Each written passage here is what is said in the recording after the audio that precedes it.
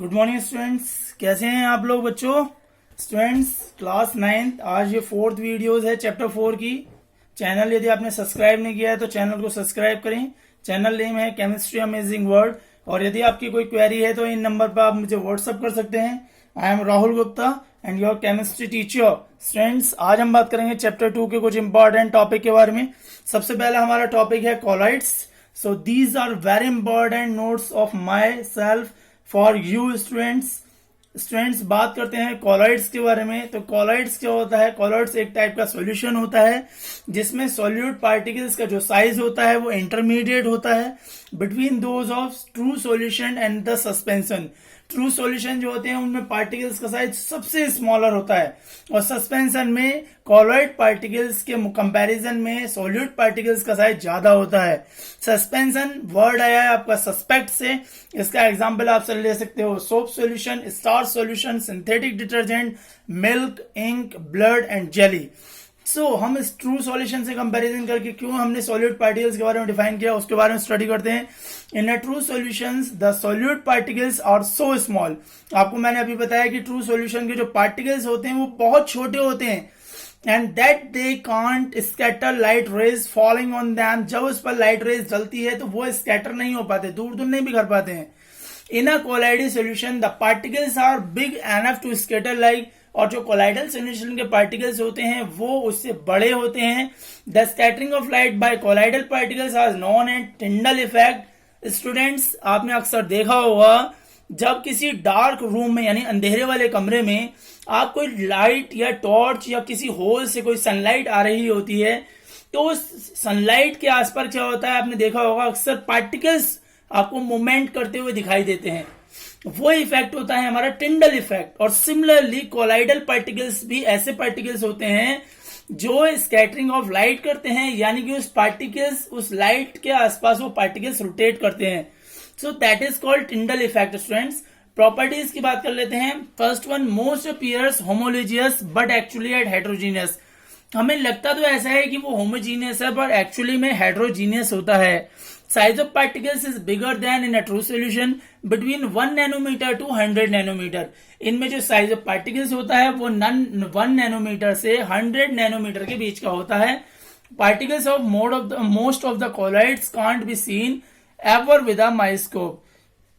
यदि आप colloidal particles के को देखना चाहेंगे तो ऐसे नहीं देख सकते हैं आप, माइक्रोस्कोप्स का आपको यूज करना होगा। The particles of a collide can pass through in a filter paper. और कोलाइडल पार्टिकल्स जो होते हैं वो फिल्टर पेपर से पास हो जाते हैं यानी कि हम कोलॉइड्स को सेपरेट नहीं कर सकते फिल्ट्रेशन प्रोसेस से। And colloids are quite stable. The particles of अ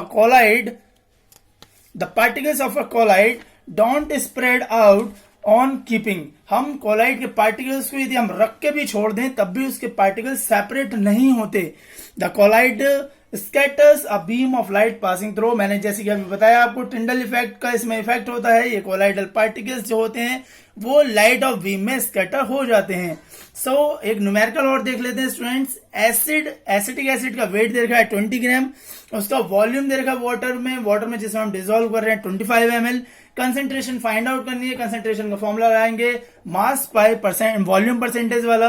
तो मास हमारा ऊपर आ गया सॉल्यूट का 20, वॉल्यूम नीचे आ गया 225 multiply with 100। So that is the equal to 8%।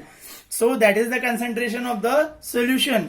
Now we will discuss about the classification of the colloids. Colloids हमारे स्टूडेंट्स बहुत टाइप के होते हैं। जनरली 8 मेन टाइप्स है जिनके बारे में स्टडी करेंगे। Sol, solid sol, air sol, emulsion, foam, solid foam, gel. 1 by 1 करके उसकी डिस्पर्स्ड और डिस्पर्सन मीडियम के बारे में पढ़ेंगे।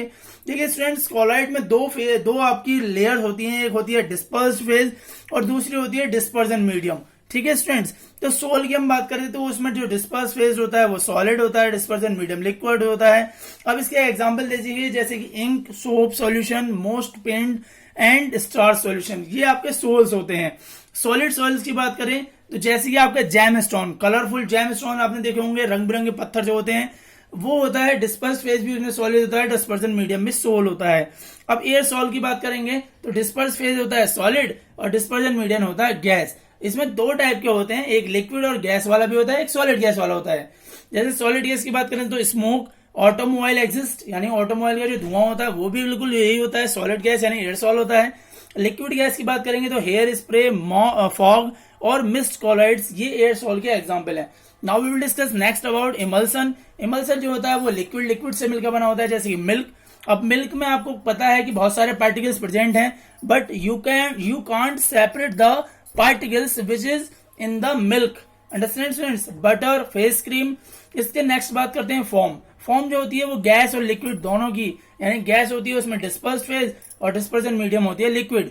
सो एग्जांपल उसके फायर एक्सटिंग्विशर, जो आग बुझाने वाला होता है आपका, उसमें क्या होता है, गैस लिक्विड दोनों मिक्स होता है। Foam, soap bubbles, shaving cream, जो ये एग्जाम्पल है आपके शेविंग क्रीम वगैरह, ये फॉर्म के एग्जाम्पल है। इसमें क्या है, ये केवल फॉर्म का बना लेते हैं, शुरू में पेस्ट टाइप होते हैं और उसके बाद ये फॉर्म क्रिएट कर लेते हैं। सॉलिड फेम की बात करें तो गैस और सॉलिड में होता है, जैसे कि आपका इंसुलेटिंग फॉर्म होता है, और फेम रबर होता है, स्पंज होता है। आपने स्पंज देखा होगा, स्पंज में क्या होता है, बिल्कुल ऐसे ही फॉर्म्ड होता है। फिर ब्रेड भी होती है ऐसी। जेल की बात करते तो उसमें सॉलिड और लिक्विड होता है, इसमें कंटिन्यूसली नेटवर्क बना रहता है सॉलिड और लिक्विड के बीच में। जैसी जेलीज, आपने देखा होगा जेली जो होती हैं वो सॉलिड होती हैं, बट एक्चुअली के अंदर उनके अंदर क्या होता है, लिक्विड फिलअप होता है, उनका नेटवर्क बहुत स्ट्रांग होता है। इसके अलावा जिलेटिन और हेयर जेल भी इसी टाइप का होता है। ठीक है students, now we will discuss about the solubilities. देखिए स्टूडेंट्स, आपको ये तो पता है कि सॉलिबिलिटी क्या होती है। जब कोई सॉलिड पार्टिकल्स किसी भी सॉल्यूशन में मिक्स हो जाता है तो वो उसकी सॉल्युबिलिटी होती है। अब सॉल्युबिलिटी डिपेंड किस पर करती है, ये भी हमें देखनी है, उसकी वैल्यूज कितनी होती हैं वो भी देखनी है, कि वाटर के किसी भी फिक्स टेम्परेचर पर हम कितना कोई भी सॉल्यूशन मिक्स कर लेते हैं, वो सॉल्युबिलिटी हमारी कहलाती है। So the solubility of some of the substance or solute are given below. All these values of solubilities are as per 100 gram.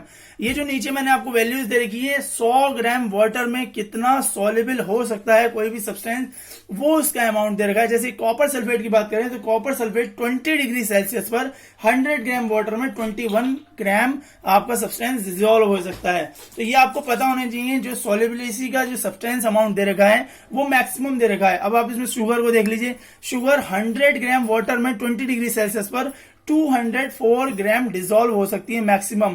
Students, ये जो वैल्यूज दे रखी है लेबोरेटरी प्रूव्ड है, यानी कि 204 ग्राम जो है शुगर वाटर 100 ग्राम में 20 डिग्री सेल्सियस पर डिसॉल्व की जा सकती है maximum. Now we will discuss about Tyndall effect. Tyndall effect अभी हमने आपको कोलॉइड में पढ़ाया था। देखिए टिंडल इफेक्ट क्या होता है, वो प्रोसेस जो कोलाइडल पार्टिकल्स की वजह से स्कैटर कर देता है लाइट को, जो भी लाइट उसके पाथ में आती है वो विजिबल होने लगती है। It is the process of scattering of light by colloidal particles due to which the path of light becomes visible, यानी वहां पर जो होता है, जो उसका रास्ता होता है वो विजिबल हो जाता है।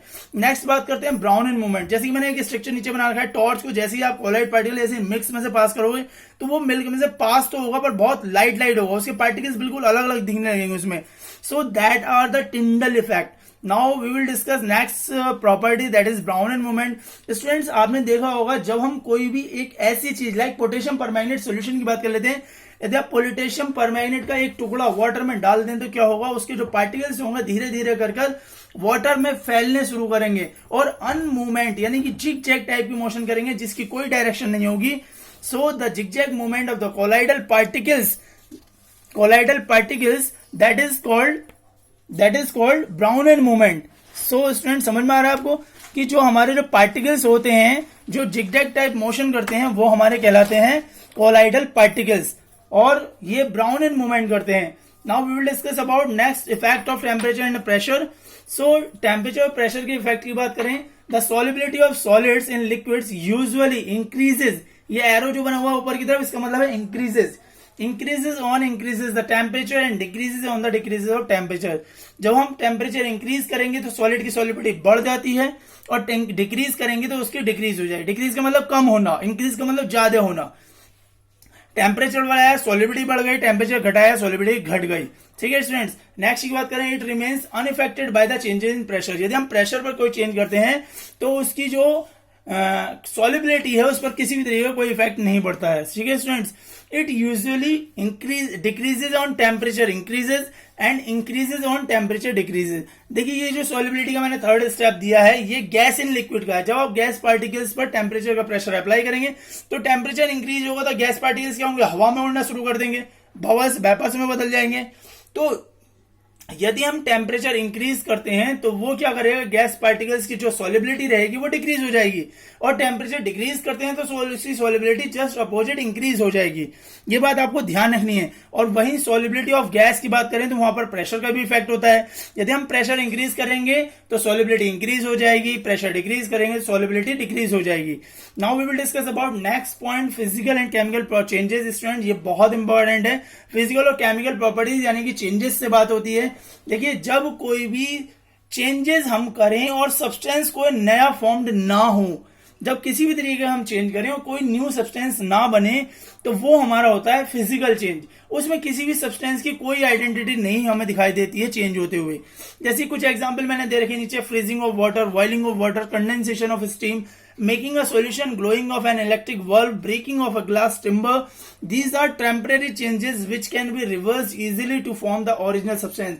जो ये चेंजेस हो रहे हैं इनमें आप दोबारा से ओरिजिनल सब्सटेंस को रिवर्स कर देते हैं, जैसे कि melting of wax, butter, glasses, formation of cloud, tearing of cloth and rotation of a fan. These are the physical changes where no condition will be irreversible, यानी कि वो कंडीशन जो इरिवर्सिबल ना हो. ठीक है स्टूडेंट्स, अब हम नेक्स्ट की बात करें. So those changes in which new substances are formed, जिन चेंजेस में नए सब्सटेंस फॉर्म्ड होते हैं उन्हें हम कहते हैं chemical changes. It changes substance identity. इससे क्या होता है, सब्सटेंस की जो आइडेंटिटी होती है वो चेंज हो जाती है.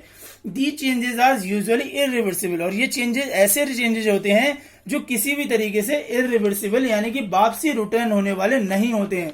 ठीक है स्टूडेंट्स, आगे बात करते हैं, इसके एग्जांपल देखते हैं. जैसे कि मैग्नीशियम वायर को यदि आप बर्न करते हो तो वो मैग्नीशियम ऑक्साइड का पाउडर बना लेता है. अब उस पाउडर से हम दोबारा से मैग्नीशियम वायर नहीं बना सकते. So that type of property which are not reversible, that is called chemical properties. ऐसी ही यदि हम पेपर को बर्न करें तो पेपर दोबारा नहीं बनेगा. Rusting of iron, ripening of fruits. अब ऐसा तो है नहीं कि फलों को आपने एक बार पका लिया तो दोबारा से कच्चा कर दे, ऐसा कैसे हो जाएगा. यदि ऐसा पॉसिबल होता तो बहुत ज्यादा चेंजेस हो जाते. ये इस तरीके से चेंजेस हैं जो हम दोबारा से किसी भी कीमत पर वापसी नहीं कर सकते. अब दूध से यदि आप दही जमा देते तो क्या दही से दूध बना सकते हैं, ऐसा हो ही नहीं सकता. It's is impossible. You can't formation by curd to milk, but you can formation milk by curd.